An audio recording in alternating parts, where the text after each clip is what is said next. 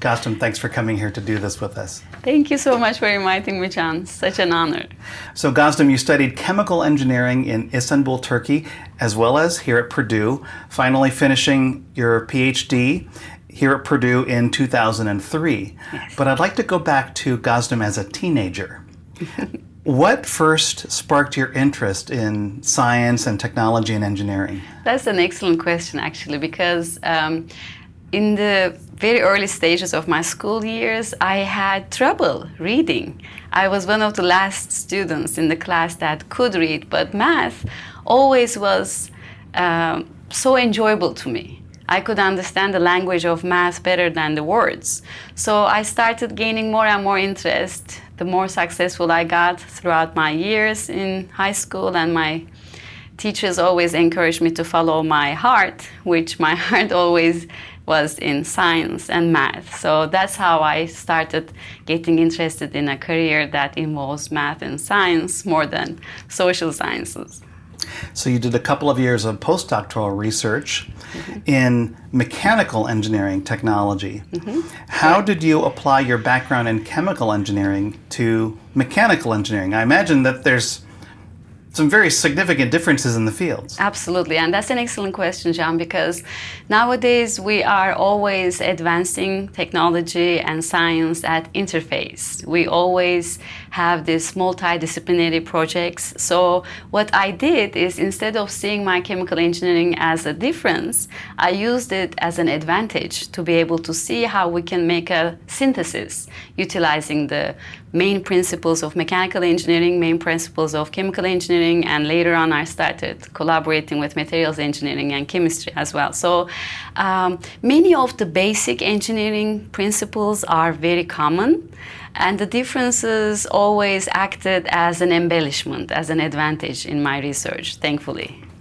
So it sounds to me like blending the two disciplines, chemical engineering, mechanical engineering, made you uniquely qualified for what has become one of your research specialties, which is your focus on alternative fuels for transportation. Yes, that is correct. Could you try to give us a layperson's explanation? What does it mean to be an alternative fuel? What's different about it? So what is different is multiple things, basically. One thing is, environmentally speaking, if we are utilizing alternative fuels, we are not toxicating the environment as much as the petroleum-derived derivatives.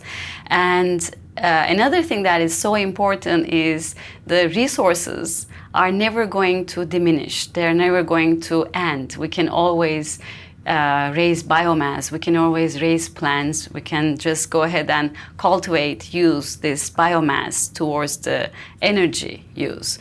And another perspective of it is that in terms of the greenhouse gas emissions, imagine this. I always say that, John, to my students. Plants use carbon dioxide as their food for photosynthesis, and the aircraft and all the vehicles produce carbon dioxide, which is a greenhouse gas emission at the end of the combustion cycle after using the fuel. So imagine a closed cycle where we are producing a lot of carbon dioxide, which is a greenhouse gas emission, which is really bad for our future, for our environment.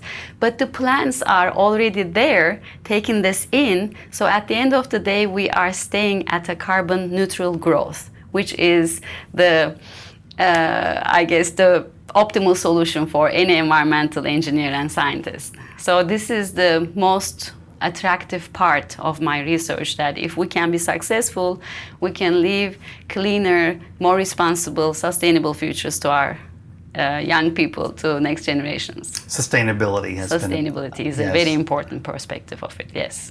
How did your research into alternative fuels grown from biomass end up with a focus on aviation fuels? Well, aviation, in my opinion, is one of the most amazing and attractive industry, because the more global the world becomes, the more the aviation transportation is going to gain interest and momentum. So another perspective is, I hadn't been so aware of it before I got to work in so much close proximity to aviation, is that the emissions that we're producing at the end of an aircraft combustion are at such a high altitude that they are producing these emissions, these greenhouse gases, at an altitude that is unlike any other transportation vehicle. So trying to tackle such a unique but such a vast problem is an imminent issue that I wanted to get very much so involved in. And another perspective of the aviation that I really love is all the transportation fuels that are liquid transportation fuels give us only the energy when you're thinking about the ground vehicles. But for the aviation, they are utilized as the hydraulic fluid and the cooling medium. So they come into parts of every pieces that the aircraft has almost. So they come into contact with a lot of materials that the aircraft has. Okay. And because of this, aviation fuels are a different category on their own, because there is a lot of caution, there is a lot of fear associated with approving a candidate alternative aviation fuel. So the process is much more demanding, it is much more cumbersome and effort and money requiring that. I thought if we need to tackle one specific subject in terms of liquid transportation fuels, it needs to be aviation fuels. So that is my priority currently. So Gozdem, you established a new lab here at Purdue, the Fuel Laboratory of Renewable Energy. Mm-hmm. Why did you need to establish this lab? What's unique about it? I love that you always ask the questions that are amazingly important. We had to establish this lab, John, because there is no other lab at Purdue that is specifically focusing on the alternative liquid transportation fuels from cradle to grave. So what I mean by that is we try to understand the chemical composition of every liquid transportation fuel, which is a novel study, which is a novel approach, and then we're trying to correlate this specific chemistry to the properties, which is a focus area for many researchers in alternative aviation fuels right now, especially. So we do have a lot of incredibly valuable labs at Purdue, but as a Polytechnic member, I wanted to bring the youth-inspired research to everyday life, not only for the researchers, for the chosen ones, if you will, the graduate students, but I would like to make sure that all our undergraduate students get this opportunity to come into the lab, to be able to get their feet wet, if you will, to understand how the research works. Because the younger we get our engineers and technologists interested in such youth-inspired research, the much more productive a future that we are enabling for tomorrow. So that's the one thing that I'm so excited about, that my lab is not only serving for the research, but it's also equally putting attention to the teaching and to the innovation and to being all-inclusive, basically. So that is one thing that I'm incredibly grateful for, because Purdue did a lot. Purdue gave me a lot of funding, internal funding, provost office, EVPRP, and Polytechnic, our dean. So I'm grateful to all our leaders for being able to get my research and my motivation of teaching at an equal playing ground at my lab. EVPRP is the Executive Vice President for Research? Yes. Okay, I may be missing a letter, but yes. I think I may be too. We've got it covered. Our guest is Gozdem Kilaz, Assistant Professor of Engineering Technology. Just a few months ago, Gozdem, we learned about a research project being led by Professor Linda Wong in Purdue School of Chemical Engineering. She has developed a new chemical conversion process that could transform some kinds of plastic waste into useful products. And you are collaborating with Professor Wong to optimize that conversion process. What products do you hope to convert this plastic waste into? Well, there is a big, broad class of products that we can convert those plastics to, but mostly pristine polymers, clean polymers that can be used as feedstock for multiple products, and of course, liquid transportation fuels, because my lab is able to go ahead and analyze the product stream that Dr. Wang's research team is giving us.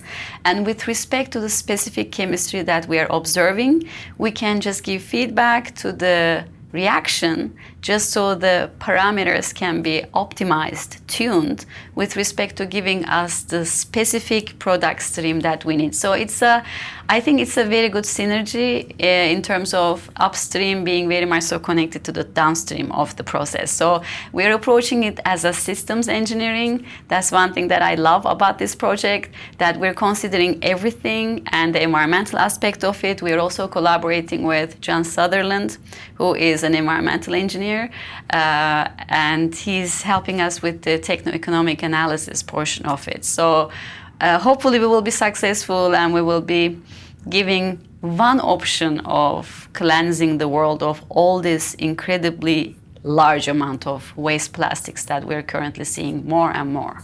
We've certainly seen and read about how plastics being collected in the ocean is such a huge problem.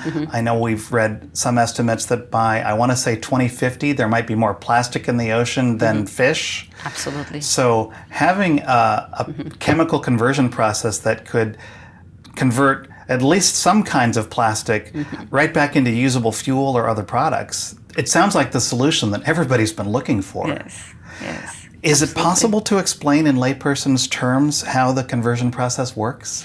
It is a high temperature and supercritical water requiring process. What we utilize is, it's very simple. That's the most beautiful thing about Dr. Wang's innovation. We are utilizing supercritical water, which is basically water vapor at a very high temperature, and it is utilized as the catalyst for breaking down the waste plastics so that it can be formed into useful chemicals such as fuel and polymers. So the technology, I think the beauty of the technology lies within its simplicity. But in order to make it optimal, it requires a lot of work, a lot of trial and error, like any other thing that is worthwhile, that requiring a lot of effort. So that's currently what we're focusing on. That's what it means when you say you're helping to optimize that conversion process. Exactly, exactly. We're looking at the products that we're getting, and the products being fuels, we cannot just go ahead and apply for the certification without knowing that we are making sure that the main properties of the liquid transportation fuels are met. There are certain regulations that gasoline, diesel, and aviation fuels require, that we should be able to make sure that the product is fitting before we even claim that it is a useful product stream. So that's what we are focusing on currently. It sounds to me like with the research that Dr. Wang has started, and with the Fuel Lab of Renewable Energy that you started here at Purdue, that it's a match made in heaven. It really is, absolutely. And on top of all, Dr. Wang is one of my professors from chemical engineering, whom I always admired, not only professionally but personally. She is really a wonderful human being, so it's such an honor for me to be able to collaborate and serve and learn from such an amazing professor, that I'm really lucky for this chance. So what's next for you in your research? Well, in my research so far, we have accomplished a lot of youth-inspired achievements that I have collaborated with Department of Defense, US Navy specifically, and FAA. And next thing for me is getting back to my roots a little bit, putting some engineering to the game. And thankfully, this is a wonderful news that very recently we were granted by Department of Energy a $1.7 million project that I'm the leader of, that we are indeed going to produce aviation biofuel. So $1.7 million grant. $1.7 million, yes. Congratulations. Thank you. It's such a beautiful achievement, and I'm so happy for this. We are collaborating with a federal lab, PNNL, and corporate that is currently producing alcohol to jet which is already an alternative aviation fuel producer company based in Illinois, LanzaTech. So we do have very sturdy players, and we have wonderful colleagues at Purdue that hopefully is going to make a very significant achievement in terms of sustainability. So being able to do this as one of the Purdue member is a great privilege that I take very seriously, and it's a great responsibility that we will hopefully succeed in contributing to the sustainable world. To use a baseball analogy, when the term of your research is coming, of this grant is finishing, what's a home run? That we will be able to produce an alternative aviation fuel that brings higher energy content without the production of multiple emissions that the petroleum commensurate would, and those that contribute to greenhouse gases. Absolutely, absolutely. And in the meantime, this is a 3-year project. We also are going to try to make sure that the correlations between the chemistry and the properties are better understood, that the ASTM, which is an organization formerly known as American Standards for Testing and Materials, that is going to be aware of how powerful the analytical techniques that my lab is utilizing, which is a comprehensive 2-dimensional gas chromatography, that they will start implementing the chemistry-based testing methodology to their certification process. If we can do that, it's going to be a much better process for all the other candidate alternative aviation fuel producers to have an added incentive to keep on producing more candidates, because the process in itself is not going to be so much of a higher risk anymore, and we will be approaching more and more to sustainable skies. So let's just take a wider angle view, not so much necessarily about your research specifically. I just want to ask more about you. Sure. What's your favorite aspect of your work? That I can see the products of what we are working on in a shorter term than a fundamental researcher would. And don't get me wrong, John, I have tremendous respect for fundamental research colleagues, because they're working on really very demanding subjects such as cancer, which requires a lot of effort, a lot of long-term work. My research is more of a use-inspired one, that we are going to hopefully be able to see how it ends in shorter term. So I like that. I like to have more of a hands-on approach, just like we have in our Polytechnic. Our students are the doers, so I would like to be able to see what I am doing and how useful it is in my lifetime, hopefully. So that's one aspect that I really love about my job. Why do you feel that it's important, especially for young women, girls in high school or even middle school, to consider studying and working in the fields of STEM, science, technology, engineering, and math? That's a great question, actually. I always say that I will tell you what I always tell my female students. People will see you through your own eyes eventually. So if you see yourself as a productive human being, as a confident person, then I think all the other aspects are just details. Because in my opinion, we are all diverse as is. Even we can be from the same race, same gender, same religion. People innately are diverse. If you look at the siblings, even twins, they are completely different from each other. So this diversity is an incredible gift, and I think we should all welcome it, embrace it, and love it. And for those who are not as blessed to be able to realize this gift, I hope they will see the examples of us who are seeing ourselves as productive, diverse human beings, and then we will just take the world to a much more productive place. And maybe then we can stop sweating the small things and go after bigger, more important things in a collaborative, respectful fashion.